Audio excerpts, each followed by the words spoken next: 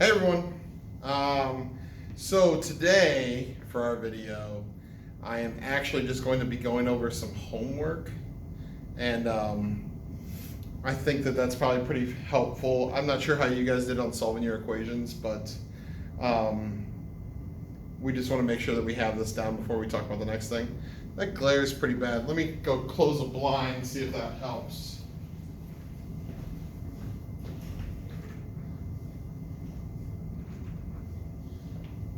Maybe. Let's see. It's a little bit better, maybe. Hopefully.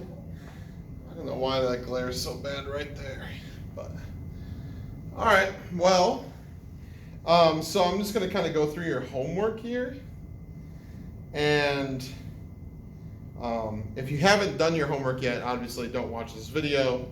But if you have, we can kind of go through it together. So. Question 10 said, what could be the first step in solving this equation? There's multiple answers there, just like the one that we did in class together for us. But you could have said distribute negative 0.5, or you could have subtracted 4 first. Those are really good, both really good answers of where to start on there. So if you picked either of those, I think that's probably pretty good. Number 11 says the sum of 4 consecutive integers is negative 18. What's the greatest of these integers? So we have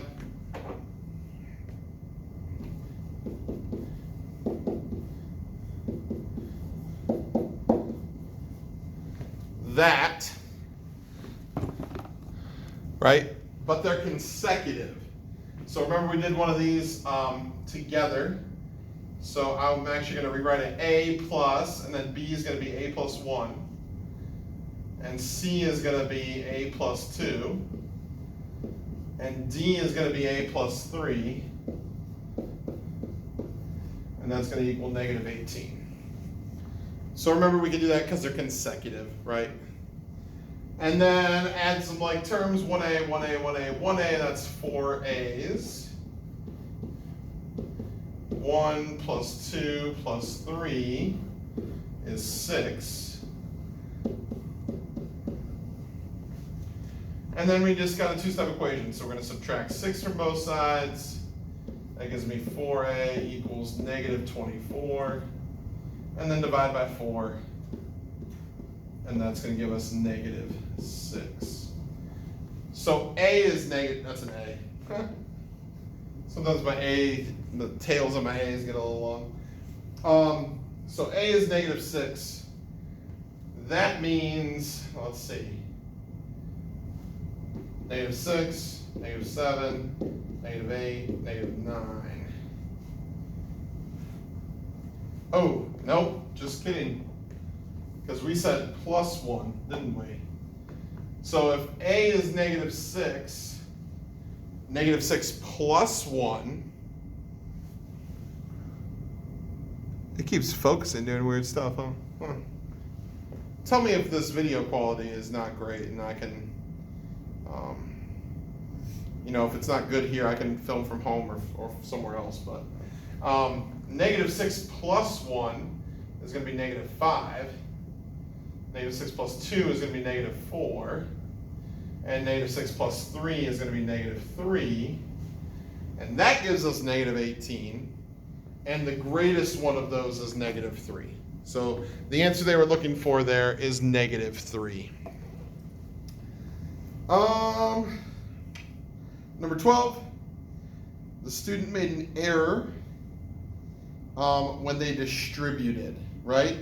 So they did, let's talk about it. Here's the problem they had. 4, negative 2, x minus 3. Remember, these signs in front here are important. So when I distribute this, negative 2 times x is going to be negative 2x. But negative 2 times negative 3 is going to be positive 6. And that's a really good one because that is a mistake I see oh so often. So I wanted to talk about that. I like that one. All right, and then let's see. We had 16 through 24, the evens, right? So let's go through those, make sure we're all on the same page as you're going through your homework. And then hopefully I'll give you some more to try. And we can do that. So, first thing here, this is number 16. We have some like terms over here on the left side, negative 4x and 3x. We can combine those, get negative 1x, which equals 2. And then if I want to get x by itself, we want to get rid of this negative 1. So I'm going to divide by negative 1. And you should have got x equals negative 2. That's for number 16.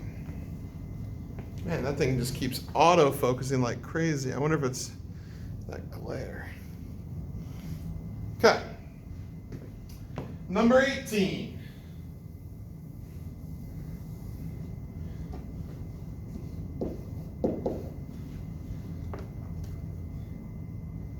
We have 7m minus 4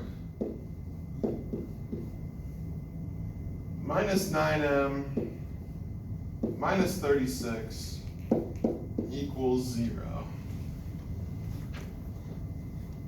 So same idea as last time, only we have multiple like terms here.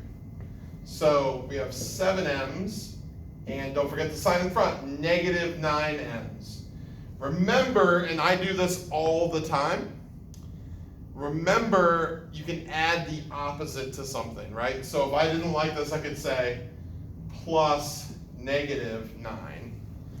Did you learn that before? A minus sign, I can always change it to a plus sign as long as I change the sign of the next number. So minus 4 is the same thing as plus negative 4. I really enjoy doing that, so if you want to do that, totally, I would go all for that. So 7m and negative 9m is negative 2m.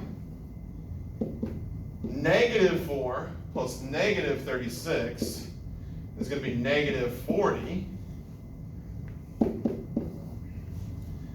And then from there, we just have a two-step. So we're going to add 40 to get rid of negative 40, right? It's negative or minus. We need positive. So negative 2m equals 40. And then divide by negative 2. And m equals negative 20. And there's what you should have got for 18. Right.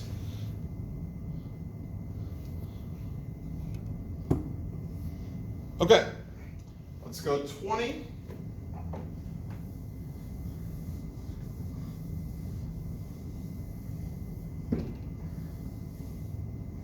Number 20 says 2 times 2x plus 1 equals 26. Awesome. So the first thing I see here is these parentheses. That makes me think distributive property. 2 times 2x is 4x. 2 times 1 is 2. So we distribute. Then we're going to subtract 2 from both sides. That gives me 4x equals 24. And then we will divide by 4. And x should be 6. That one's not too bad there. Just a quick mention that if you want to check your answer, hopefully you remember that, you can take this 6 and plug it back in anywhere there's an x, and you can do the math and see if it works out. So 2 times 6 is 12, plus 1 is 13, times 2 is 26. You can always plug your answer back in for x and see if you get the right answer when you check it, okay? Let's see here, 22.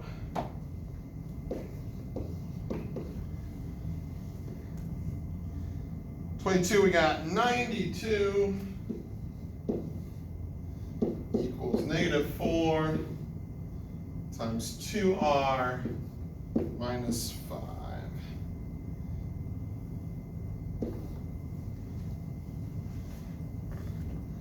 All right. So just a note, and I teach this to my in my pre-algebra class, but if you don't like the equal sign on this left side, you can always move equals 92 to the right, and it doesn't change the problem at all. So realize that you're totally allowed to do that, and it's okay if that's you. If you don't even care, then it doesn't matter, right? So I'm going to distribute negative 4 times 2r is negative 8r. And then be careful here. Negative 4 times negative 5 is positive 20. Negative 4 times negative 5, it's going to give you positive 20. From there, if we want r by itself, we're going to subtract 20. You always get rid of whatever you add or subtract first. That's going to give you 72 equals negative 8r. And then divide by that negative 8. And you should get r equals negative 9. Nice. One more to go. All right. I'm going to pull this closer a little bit. Maybe that'll help. All right, 24, last one.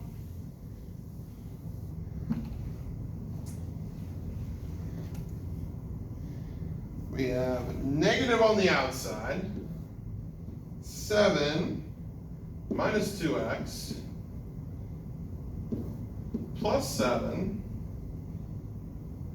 equals negative 7. A lot of 7s in that one. Must be pretty lucky. All right, so here's the deal. This negative on the outside, that's an interesting problem. Remember that in math, typically, if we don't see a number, there's a 1 there. So really this negative sign is there's a 1 in front of this. So when I distribute to get rid of these parentheses, I'm actually going to be distributing negative 1 to all the numbers on the inside. So negative 1 times 7 is negative 7. Negative 1 times negative 2x is positive 2x. Again, be careful of those negative negatives, right? This is minus 2x, that means negative 2x, stick the sign in front. The stuff that's outside the parentheses is not going to change. From here, I have like terms negative 7 and positive 7.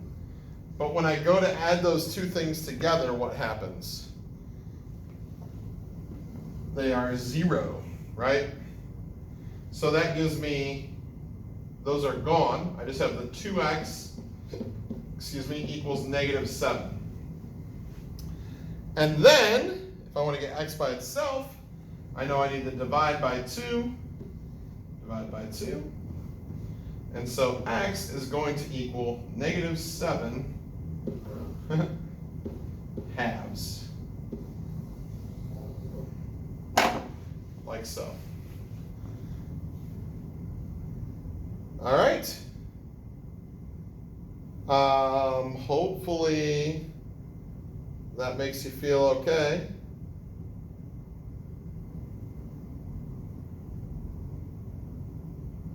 Right? Yep.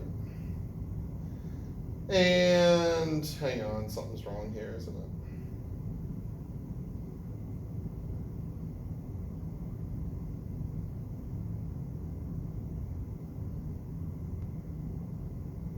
Oh yeah, you're good. I was just checking. So negative 7 halves times negative 2 is positive 7. 7 plus 7 is 14. 14 times negative 1 is negative 14, plus 7 is negative 7. Whew, I thought I did one wrong there and I was gonna have to like go all the way back through in this video. That would not have been fun. Okay, so there's the homework. You see your assignment on there. Just more practice with these. I felt like in class we needed another day too. I'm just kind of like flying in class and I feel like I need to slow down a little bit. So I don't know if you guys feel that at home, but I'm going to give you some more practice with these and then we'll talk about weighted averages tomorrow. Okay? All right, see you guys later.